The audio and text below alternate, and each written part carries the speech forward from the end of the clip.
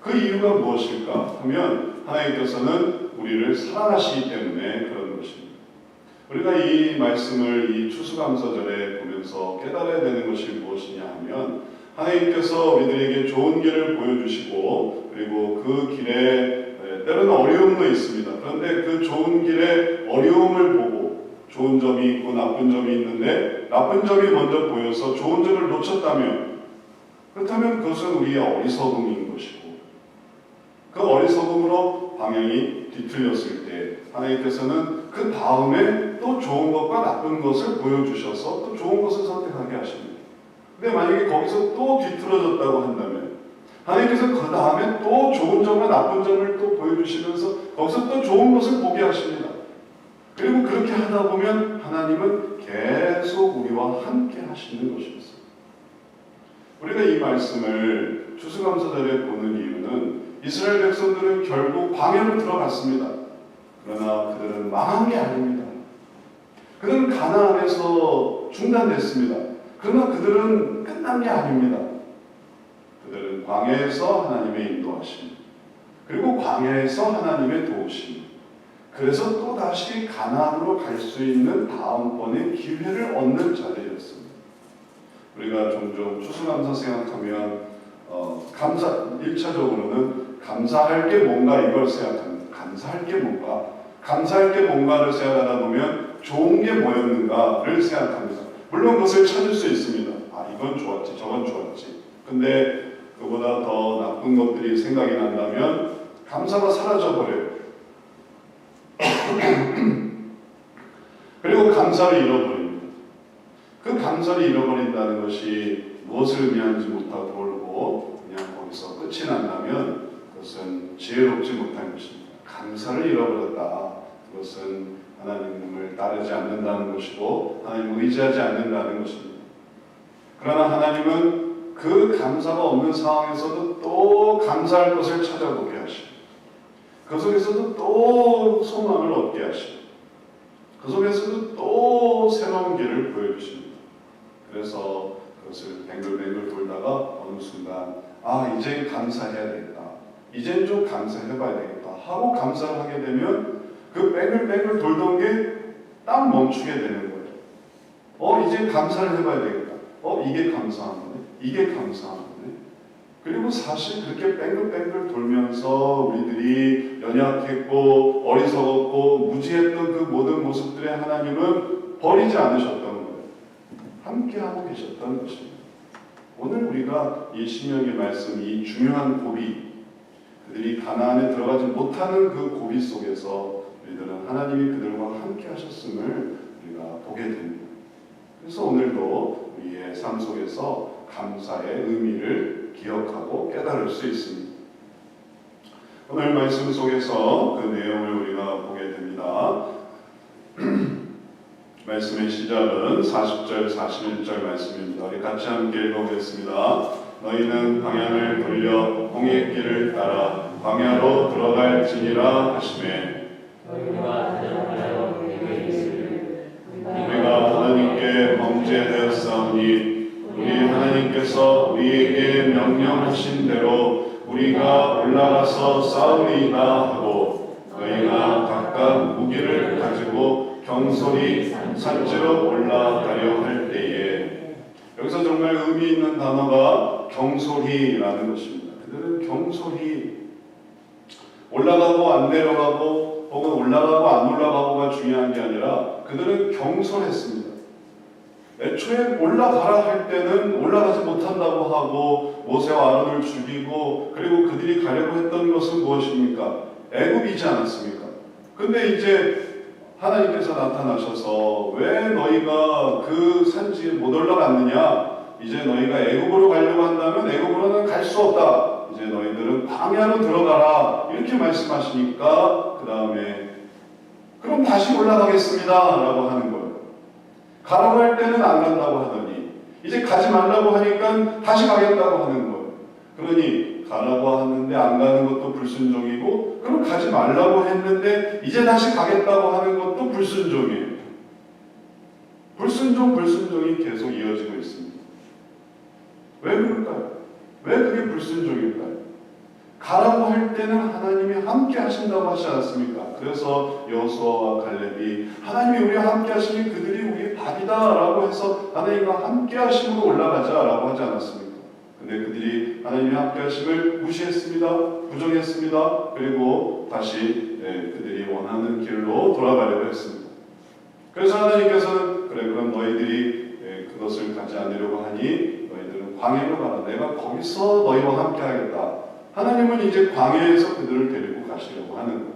그러나 그때는 또 막상 광야로 돌아가려고 하니까 애굽이면 몰라도 애굽으로 돌아가는 건 좋은 거예요. 가나안 비슷한 게 애굽인 거죠.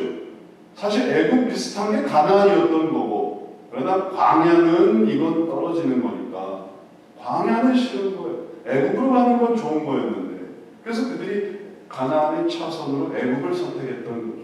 돌아갈 생각. 그러나 하나님께서는 그들에게 가나안 대신 애굽을 주지 않으시고 애굽 대신 광야를 주셨습니다. 그러니까 광야보다는 가나안이 더 좋으니까 다시 또 가나안으로 가겠다는 거예요. 그들의 기준점에 뭐가 없습니까? 하나님이 없어요. 하나님이 함께 하시었으면 가나안도 들어갈 수 있었을 텐데 하나님이 함께함을 모르니까 가나안도 못 가고, 광야도 하나님과 함께 하심이라면 들어갈 수 있는데 하나님과 함께함을 알지 못하니까 그들이 이제는 또 다시 가나안을 간다는 거예요. 이러한 어리석음이 이스라엘 백성들의 삶 속에 있었습니다. 그래서 들어가라고 하실 때는 함께 하시기 때문에 들어가는 거였고, 들어가지 말라고 하실 때는 함께 하시지 않기 때문에 들어가지 말라고 하시는 거예요. 그걸 깨닫고 그러면 하나님과 함께 하려고 한다라고 한다면은 광야도 괜찮은 것이죠. 왜냐하면 거기에 하나님이 함께 하시니까. 그래서 우리 그리스도인의 삶 속에서의 한 해는, 그리스도 삶 속에서의 시간들은 하나님이 함께 하시는가 함께 하시지 않는가, 이것을 가장 중요하게 여겨야 됩니다. 그러나 그러지 않고 내가 생각하는 그 즐거운, 내가 생각하는 그 멋진, 내가 생각하는 그 화려한 그것만 찾아다니고 하나님이 그런 것들을 제공해 주시네, 그래서 하나님이 제공해 주시는 그 무엇의 의미를 갖는 게 아니라 하나님도 제공해 주실 수 있는 그 무엇, 그것을 찾아가게 되면 나중엔 하나님이 없어도 그것을 찾아가게 되버립니다. 그리고 그것은 허상이 되는 것이고 그것은 죄악이 되는 것이죠. 생각해 보십시오. 교회가 처음에는 재미있었어요. 그러나 교회가 더 이상 재미가 없게 됩니다. 그러면 교회 갈 일이 뭐가 있겠습니까? 하나님이 없는 교회라는 의미는 사실은 아무 의미가 없는 건데, 그래서 사실은 거기서 하나님이 의미가 있게 되도록 하기 위해서 하나님이 있는 교회, 하나님을 믿는 교회, 그런 의미로 가는 건데, 그렇게 생각하지 않고 재미있는 교회라고 생각을 하니까 하나님이 없어도 재밌기만 하면 되니까 이단도 괜찮은 거예요. 혹은 타 종교도 괜찮은 것입니다. 재밌기만 하면 뭐 부처님도 괜찮고 마호멧도 괜찮고 알라도 괜찮고 재밌기만 하다면 그것이 어리석은 생각이에요. 그것이 욕심인 것입니다. 그것이 죄를 만들어내는 것입니다. 하나님께서는 우리들에게 그 가치를 알게 하십니다. 하나님이 계시기에 의미 있는 것들. 그래서 그것이 사람이 장애가 된다면 그 사람을 벗어서 올라가는 하나님이 되게 하십니다. 혹은 또 여러 가지 어려움이 장애가 된다면, 뭔가 벽이 된다면 그것을 넘어서 하나님께로 나가게 된다면 진정한 하나님의 가치가 생기는 것이에요. 이스라엘 백성들에게 가나안은 너무나 좋은 것이었지만 거기에 벽이 있었습니다. 아낙 자손, 키 큰 아낙 자손, 덩치 큰 아낙 자손, 강해 보이는 아낙 자손이었어요. 그런데 그것을 넘어서 갈 수 있는 이유는 하나님이 계시기 때문에 그런 거였죠. 하나님이 물리쳐 주실 거야, 하나님이 해결해 주실 거야. 그러니까 그게 의미가 있는 거였지. 이제 하나님이 없어요. 아낙 자손을 무슨 재주로 물리치겠습니까? 가나안 백성을 무슨 재주로 물리치겠습니까? 가나안이 아무리 좋다고 한들 하나님이 안 계시면 그게 무슨 소용이겠습니까? 집을 산다고 해보세요. 대출을 잔뜩 끼워서 집을 산다고 해보십시오. 대출금을 갚지 못하면 집 사는 게 무슨 소용이 있겠습니까? 하나님이 능력을 주셔서 대출금을 갚게 하셔서 집을 살 수 있다. 이러면은 의미가 있는 거죠. 그리고 그 집에 여유가 생기고 복을 주시니까 그걸 감당하게 된다. 그런 의미가 있는 거죠. 이제 하나님이 허락하시지 않는, 그래서 내가 내 돈으로 그냥 다 싸가지고 해서 집을 떡하니 사놨는데 이자에 목이 메고, 그리고 또 먹고 살 게 하나도 없고, 그러면 집은 덩그러니 있는데 배를 쫄쫄 굴면서 살게 되면 하우스 푸어가 되는 거죠. 그럼 그게 무슨 소용이 있겠습니까? 그럴 때 그 집을 처분하고 그냥 뭐 검소한 곳에 있어도 그제서야 마음이 편한, 대출이 온다 안 나간다, 먹을 것도 많다, 그게 마음이 편하구나, 그런 의미입니다. 감당하지 못하면 아무 소용이 없어요. 아무리 좋은 것도, 아무리 좋은 직장도 감당하지 못하고 매일 잔소리 듣고 매일 지적당하고 매일 공격당하고 매일 괴롭힘 당하면 그 어떤 좋은 것도 가시방석일 뿐이에요. 하나님이 있느냐 없느냐가 중요한 것입니다. 하나님께서는 그것을 이스라엘 백성들에게 깨닫게 하시고, 그리고 그것을 이해하게 하셨습니다. 그들이 그 순간에 그것을 이해한다면, 물론 그걸 좀 더 빨리 이해해서 안악자손도 넘어갈 수 있어 했으면 들어가는 거였지만, 그걸 그때 이해를 못해서 그들이 못 들어가겠습니다라고 한다면 그 다음 단계라도 이해를 했었어야 됐습니다. 그러면 이젠 광야로 들어가는 게 하나님 뜻이구나. 그러면 여전히 불기둥이 있고 구름기둥이 있고 만나가 있고 메추가 있고 하나님이 광야에서 굶어 죽게 하시는 게 아니기 때문에 그럼 또 살아가겠구나 했으면 좋았을 텐데, 그 하나님과 함께함, 그리고 하나님과 동행함, 그 가치를 알지 못하니까 그들은 무조건 가나안인 거예요. 내가 기다렸으니까. 무조건 교회에서 기대하는 것도 생각해 보십시오. 신앙생활을 기대하는 것 생각해 보십시오.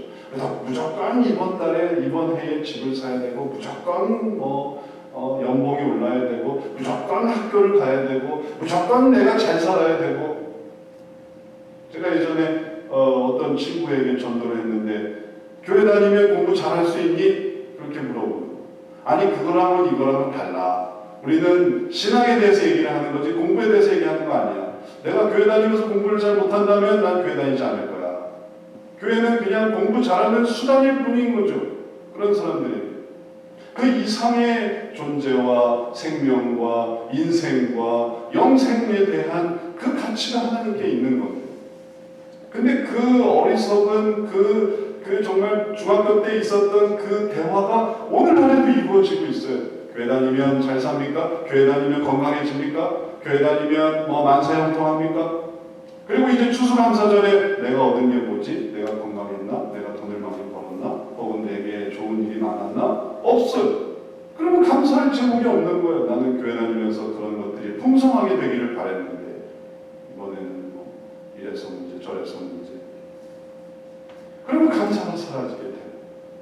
무서운 것은 감사가 사라지게 되면 그 다음에 무슨 일을 하느냐라는 거예요. 감사가 사라진 성도가 이제 무슨 일을 획책하게 되느냐, 무슨 일을 이룰 수 있느냐라는 거죠. 그들이 했던 일들을 보십시오. 그들이 감사가 사라지니까 모세가 그때 일들을 정말 주마등처럼, 그리고 차근차근 이 기억을 또 새롭게 해서 말하고 있습니다. 내가 너희에게 말하였으나 너희가 듣지 아니하고 여호와의 명령을 거역하고 거리낌 없이 산지로 올라가매. 그들이 아까는 경솔히 산지로 올라갔고 이제는 거리낌 없이 산지로 올라갔어요. 그게 그렇게 너무 자연스러운 거예요. 하나님 별거 없네. 하나님이 뭐 안 줬어, 뭐 안 줬어. 자, 이제 하나님을 의식하지 말자 하니까 그때까지 그래도 혹시라도 하나님이 이렇게 돕지 않을까, 저렇게 돕지 않을까 의식했던 모든 게 다 갑자기 사라지면서 거리낌이 없어지는 거예요. 죄를 저지르는데 일고의 주저함이 없게 돼버리게 되는 거예요. 그래서 그냥 가버려요. 좀 정신이 이상한 거 아니에요? 아니 방금 전까지 무서워하던 그 안악자손들, 방금 전까지 벌벌벌 떨면서 못 들어가겠다고 했던 그 가나안 민족에게 왜 갑자기 뭐가 달라졌는데? 그들이 무기가 늘어났습니까? 그들이 힘이 세졌습니까? 그들이 도대체 무슨 용기가 나서 거리낌 없이 산지로 올라갈까요? 그들이 욕심에 눈이 멀었어. 욕심이 눈이 멀었어. 그래서 하나님께서 가지 말라 했지만 듣지 않고 그들이 두려워하던 그 아낙 자손에게 아무 대책도 없이, 하나님이 그렇게 아무 대책 없이 올라가게 하시지 않지 않습니까? 하나님은 때로 매복하게 하시고, 때로 또 작전을 세우게 하시고, 때로는 또 돌게 하시고, 또 때로는 하나님께서 역사하시고, 하나님은 정말 모든 계획이 있는 분이세요. 그래서 그런 것들을 다 절차대로 하게 하시는 분이었는데, 이때 거리낌 없는 이 이스라엘 백성은 죄를 짓는데 얼마나 어리석은지, 정말 무식하면 용감하다고 그냥 올라가 버렸어요. 그냥 가지고 있는 거 다 들고 쟁기 들고 혹은 자기 돌 들고 아무것도 없이 저기는 철병거가 있는데, 그러니 보고 있던 아모리 족속은 얼마나 우습겠습니까? 얼마나 우습겠어요. 그 산지에 거주하는 그 아모리 족속이 너희에게 마주 나와 벌떼같이 너희를 쫓아. 상상만 해도 얼마나 무섭습니까? 벌떼처럼 쏘는데 또 쏘고 또 쏘고 또 쏘고, 여기 찌르고 저기 찌르고 저기 찌르고, 여기 맞고 저기 맞고 여기 맞고 저기 맞고, 그냥 온몸에 그냥 따다다다다다 벌처럼 쏘이는. 그래서 너희를 쫓아 세일산에서 쳐서 호르마까지 이르지. 원래 글로 가려고 했던 곳인데, 원래 계획상 그들은 훨씬 더, 지금 지도가 지금 준비되지 않았지만 원래 방해로 들어가는 길인데 거기를 더 쏜살같이 들어가게 되어버렸어요. 그러한 어리석음이 우리의 삶 속에 있습니다. 추수감사가 그걸 막아주는 그 경솔함. 그래, 감사하자. 또 소망을 갖자. 이번이 끝이 아니야. 이번으로 다 우리가 망하는 건 아니고 그 다음이 있어. 그래서 죄에 악화되는 것을, 어리석음에 정말 빠져 들어가는 것을, 그걸 내가 이겨내야지. 왜냐하면 한번 그렇게 되면 보이는 게 없어요. 특히 우리 민족은 그럴 때에 얼마나 감정적인지 몰라요. 가장 최극단을 생각하는 사람. 아니, 한 생명을 지키기 위해서 세울 때는 병원 가고 주사 맞고 혹은 또 이렇게 치료하고 저렇게 치료하고 치료비가 이렇게 들고 저렇게 들고, 그 모든 것을 하다가 한번 마음이 틀어지게 되면 그게 결국은 생명 아닙니까? 생명. 근데 정반대로 휙 돌아가게 되면 그 건강하고 그 잘생기고 그 예쁘고 그 튼튼하고 그 지혜로운 사람이 그 모든 생명을 추구하고 생명을 이루기 위한 모든 과정을 다 생략하고 가장 극단 죽음으로 나아가 멀쩡한 사람, 할 수 있는 가능성이 있는 사람, 그들이 어디까지 밀려나갔습니까? 그 낙심한 자들이 어디까지 밀려나갔습니까? 모든 것을 다 걸고 모든 것을 잃어버리는 그 어리석음이 어디서 나왔겠습니까? 그 거리낌 없는 마음에서, 그 겸손한 마음에서 나오는 것입니다. 이제 우리들이 깨달아야 되는 것은 가난이냐 아니냐가 아닙니다. 좋은 게 있었느냐 아니냐가 아닙니다. 그것은 하나님께서 함께 하시느냐 안 하시느냐, 그게 중요한 것입니다. 그게 제일 핵심입니다.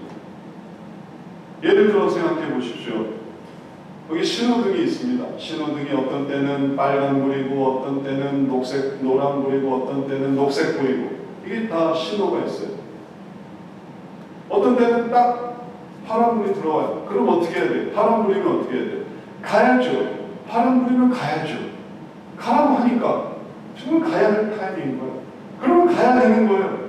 근데 거기서 이걸 지나가면 무서울 것 같은데 못 갈 것 같은데, 그래서 그걸 안 간다고 해보십시오.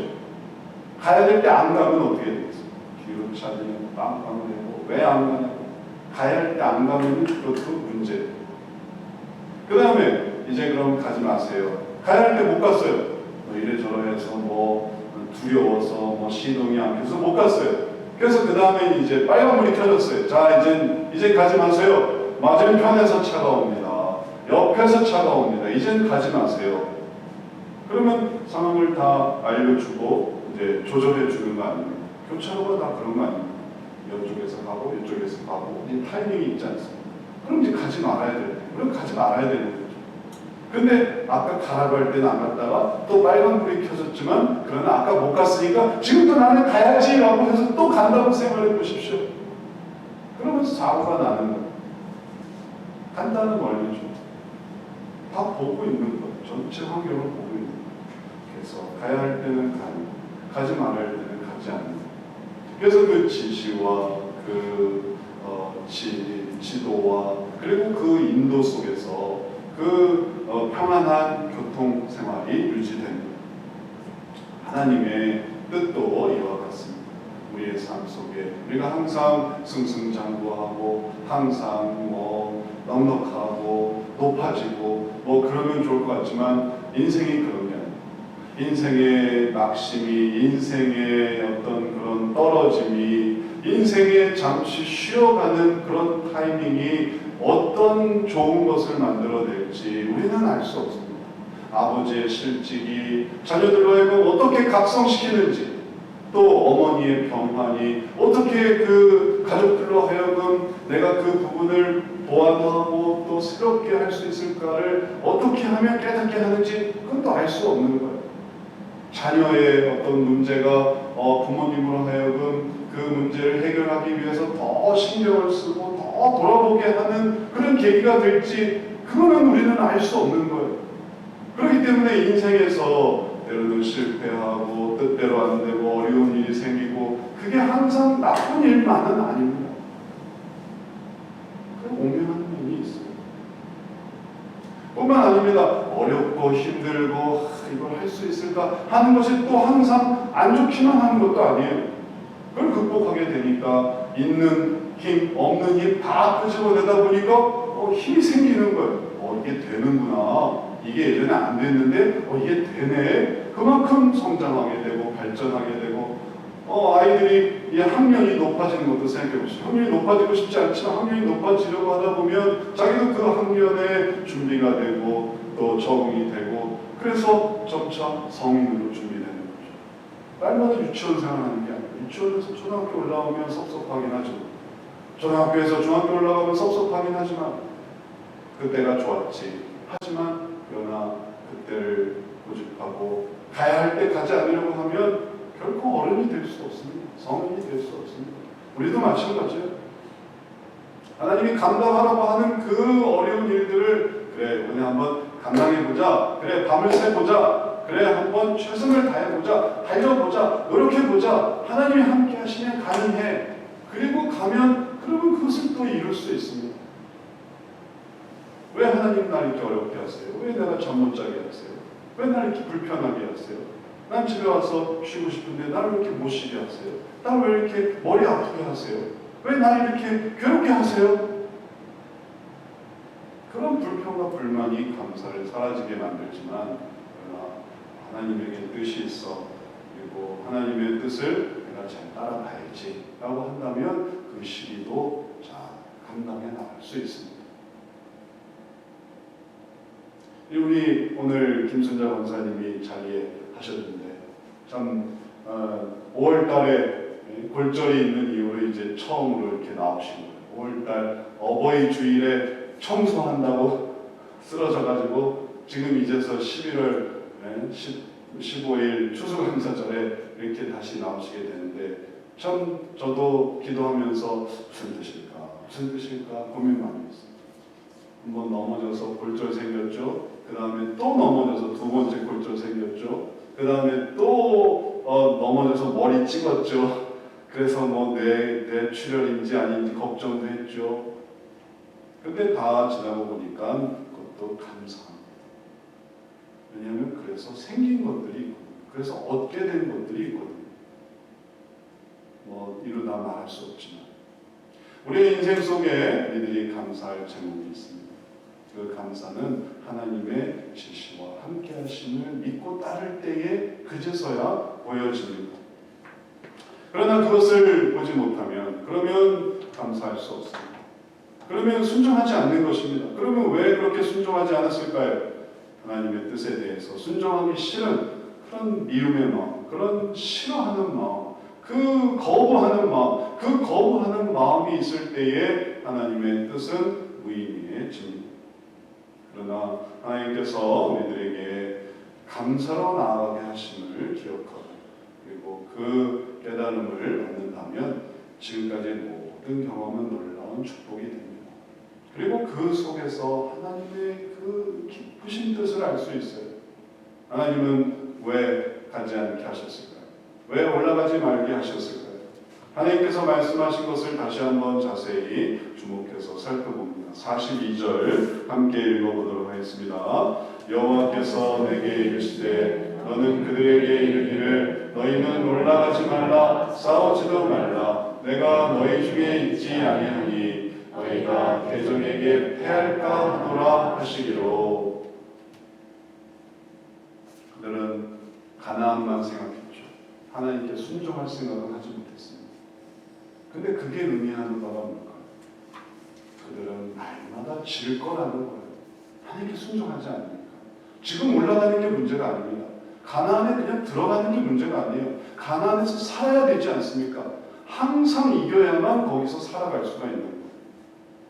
하나님과 함께 한다는 것은 계속 이어지는 그 관계를 의미하는 거예요. 한 번, 두 번 이렇게 해서 되는 게 아닙니다. 계속 이어지는 거예요. 지금 떡하니 올라가면 이겼다고 해봅시다. 오늘 이겼다고 해보세요. 그러나 내일은 또 지게 돼 있어요. 내일도 이겼다고 해보세요. 모레는 지게 돼 있어요. 항상 이긴다 하더라도 그것은 어떤 면에서 하나님이 기뻐하지 않는 삶일 수 있습니다. 왜냐하면 그것은 그들이 세속화되는 것이고 또 그것이 물드는 것이고 그들이 그곳에서 하나님과 멀어지는 것을 의미하기 때문에 그런 것입니다. 그래서 또 어떤 사람들은 말합니다. 안 믿는 사람들을 보십시오. 혹은 신앙을 버린 사람들을 보십시오. 그들은 더 잘 살아요. 더 좋은 집에 살고 더 많은 연봉을 벌고 더 직급이 높아집니다. 그러면 그들이 그것을 통해서 하나님과 함께한 것입니까? 하면 그럼 또 그런 건 또 아니란 말이죠. 그러니 결국은 이 세상 사람들 중에 여전히 하나님 없이 정말 똑똑하고 지혜롭고 그리고 잘 사는 사람들이 많이 있지만 그런 사람들을 우리가 비교하지 않지 않습니까? 왜냐하면 하나님이 함께 하셔서 승리케 하시는 사람들이 아니기 때문에. 그래서 하나님께서는 하나님을 함께하고 하나님과 동행할 때 승리하는 것을 모른다면 그러면 올라갈 필요가 없는 거예요. 그들을 다시 돌리십니다. 그것은 순간에 그런 어떤 뭔가 약한 부분 혹은 순간에 잘못된 선택, 10년이 좌우되는 순간의 선택 그런 의미가 아닙니다.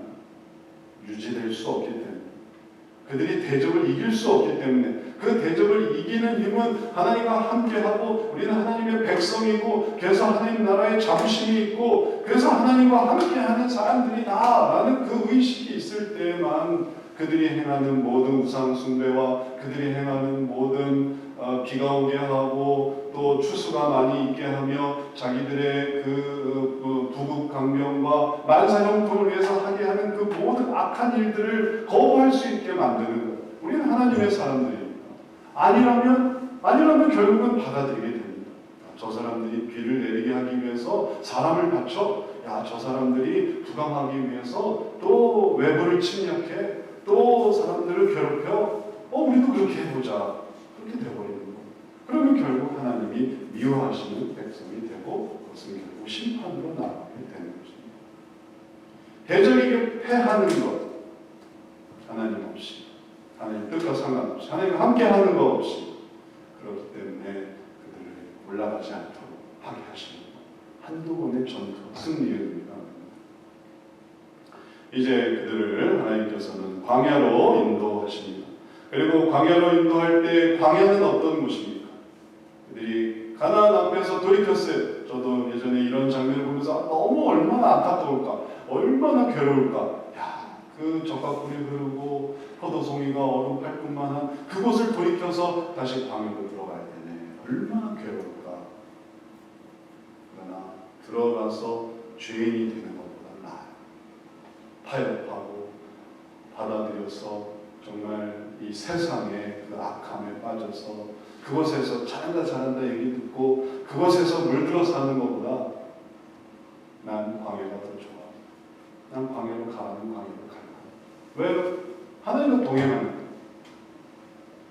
왜 청교도 성도들이 그 영국의 안전한 그리고 다 준비되어 있는 인프라를 놔두고 그 미국의 그 개척지로 왜 갔습니까?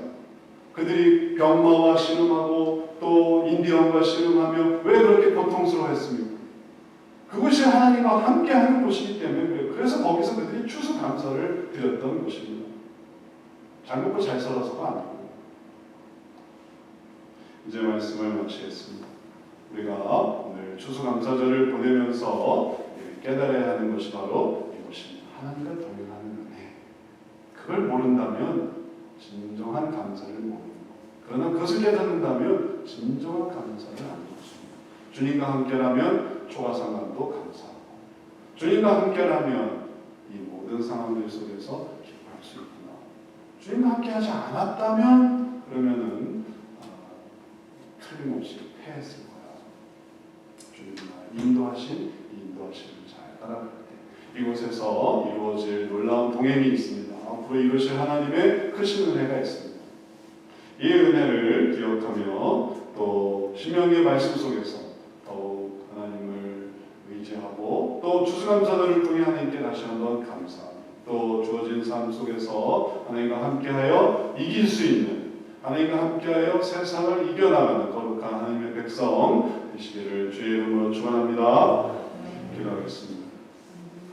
사랑의 주님, 우리들에게 추수감사절을 통해 우리들이 주님과 함께하는 것에 진정한 의미와 그리고 그 풍성한 가치를 알게 하시니 감사합니다. 그것이 신명기에서 이스라엘 백성들이 알아야 했던 것이고 또 그것을 주님께서 알려주기를 원하셨던 것을 우리들이 기억하게 하여 주옵소서. 세상에 그런 모든 허황된 것들, 그런 것들에 빠져서 하나님의 함께하심의 가치를 잃어버리고 그리고 그 영원한 나라의 그 소망을 무시해버리는 그런 어리석은 자들 되지 않게 하시고 오직 하나님께서 주시는 그 풍성함을 기억하고 이제 하나님의 도우심을 힘입어 한 걸음 한 걸음 나아갈 새로운 소망으로 세워지는 거룩한 주의 백성 다되게 하여 주옵소서. 이러한 추수감사의 기쁨을 우리에게 풍성케 하시고 또 계속되는 삶 속에 하나님의 동행하심을 더 귀히 여기는 주님의 신실한 백성들 다되게 축복해 주옵소서. 예수 그리스도의 이름으로 기도드렸사옵나이다. 아멘.